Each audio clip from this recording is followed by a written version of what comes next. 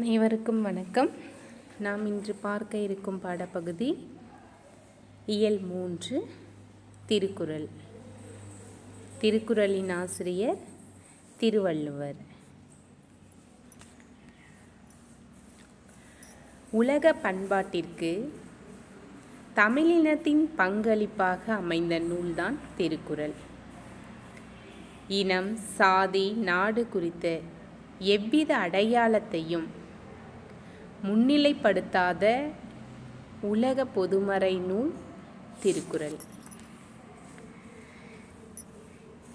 திருக்குறளுக்கு உரை எழுதிய பதின்மர் தருமர், மணக்குடவர், தாமத்தர், நச்சர், பருதி, பரிமேலழகர், திருமலையர், மள்ளர், பரிபெருமாள், காளிங்கர்.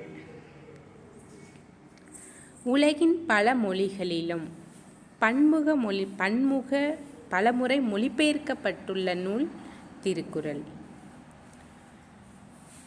இந்திய மொழிகளிலும் தன் ஆற்றல் மிக்க அறக்கருத்துக்களால் இடம்பெற்றுள்ள நூல் திருக்குறள். தமிழில் எழுதப்பட்ட உலக பணுவல் என்று கூறும் நூல் திருக்குறள்.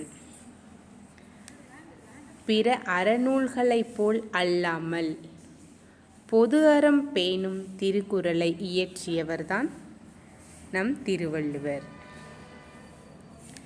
திருவள்ளுவருக்கு வழங்கும் சிறப்பு பெயர்கள்: நாயனார், தேவர், முதற்பாவலர், தெய்வப்புலவர், நான்முகனார், மாதனு பங்கி, செந்நா போதர், பெரும் நாவலர்.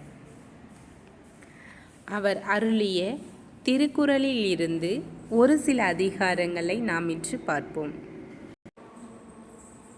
பொறையுடைமை. அகழ்வாரை தாங்கும் நிலம் போல தம்மை இகழ்வார் பொறுத்தல் தலை. மீண்டும் படிக்கிறேன். அகழ்வாரை தாங்கும் நிலம் போல தம்மை இகழ்வார் பொறுத்தல் தலை. தன்னை தோண்டுபவரை தாங்கும் நிலம் போல, தன்னை தோண்டுபவரை தாங்கும் நிலம் போல தம்மை இகழ்பவரை பொறுத்தல் தலை சிறந்த பண்பாகும்.